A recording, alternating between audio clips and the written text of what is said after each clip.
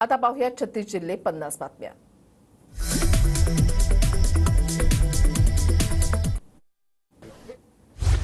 शरद पवार सातारा दौऱ्यावर कोडोलीमध्ये पदाधिकाऱ्यांसोबत बैठक, दुपारी 2:30 वाजता पत्रकार परिषद।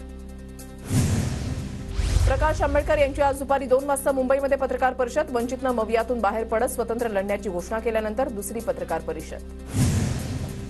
बच्चू कडूंची आज दुपारी 1 वाजता महत्त्वाची पत्रकार परिषद। बच्चू कडू नवनीत राणांच्या विरोधात उमेदवाराची घोषणा करण्याची शक्यता। शिंदे गटाच्या 8 उमेदवारांची पहिली यादी जाहीर। पहिल्या यादीमध्ये 8 पैकी 7 विद्यमान खासदारांचा पुन्हा संधी। मात्र मुख्यमंत्र्यांचे पुत्र श्रीकांत शिंदेंचं नाव पहिल्या यादीमध्ये नाही। रोहित पवारांकडून अजित पवार गटाचा 420 असा उल्लेख। पुण्याच्या भोरमध्ये सुप्रिया सुळे यांच्या प्रचारादरम्यान रोहित पवारांची अजित पवारांवर जोरदार टीका।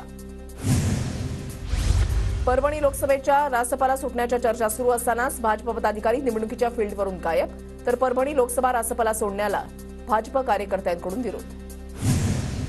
सांगलीचे माजी महापौर इद्रिस नायकवडी यांची राष्ट्रवादीच्या स्टार प्रचारक म्हणून निवड। लोकसभा निवडणुकीसाठी राष्ट्रवादी काँग्रेस पार्टी अजित पवार गटाकडून स्टार प्रचारक यादी जाहीर।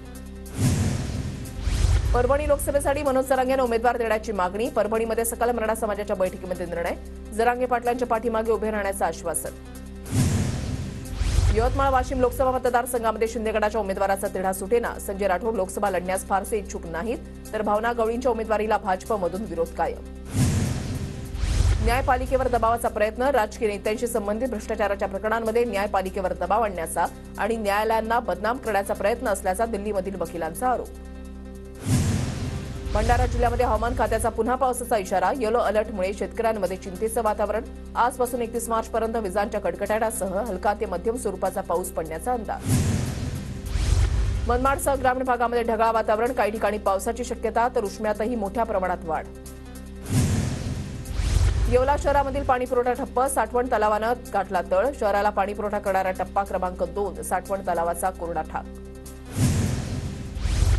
वाशिम जिल्ह्यामध्ये पाणी टंचाईच्या झळा सोसाव्या लागण्याची शक्यता। जिल्ह्यामधील 188 गावांना पाणी टंचाईचा सामना करावा लागण्याची शक्यता।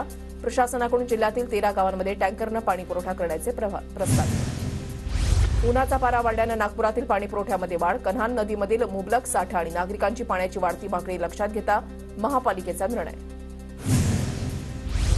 पिंपरी चिंचवडच्या पवना नदी पात्रामध्ये भराव टाकणाऱ्यांना 1 लाखांचा दंड। तब्बल 9 वाहनं पकडून दंडात्मक कारवाई।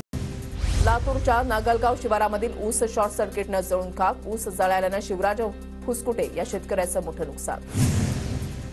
गोंदियाच्या सावराटोलीमध्ये घरामध्ये लपून ठेवलेली पिस्तूल जप्त। या प्रकरणी सुमित आणि भूपेंद्र महानंदे या दोघा भावांना अटक। परभणीच्या गंगाखेडमध्ये कर्णकर्कश आवाज करणाऱ्या सायलेन्सरवर पोलिसांची धडक कारवाई। सायलेन्सरवर रोड लोरर फिरवून करण्यात आले निकामी। पुण्याच्या वाघोलीमधल्या बंद घरामध्ये चोरी करणारा चोरटा अटकेत। चोरट्याकडून 5 तोळे सोनं, 11 तोळे चांदी आणि 3 आयफोन जप्त। वाशिमच्या मालेगावमधील मारसूळ, राजुरा आणि आनसिंग या गावांना जोडणाऱ्या रस्त्याचं काम अर्धवट अवस्थेत। ग्रामसडक योजनेच्या अधिकाऱ्यांकडे वारंवार तक्रार करूनही दुर्लक्ष। अर्धवट बांधकामामुळे अपघाताची शक्यता। गोंदियामध्ये धानाची उचल करण्यासाठी आणखी 2 महिन्यांची प्रतीक्षा। आचारसंहितेमुळे अडकली प्रक्रिया। साठवलेल्या धानाला अवकाळी पावसाचा फटका बसण्याची शक्यता।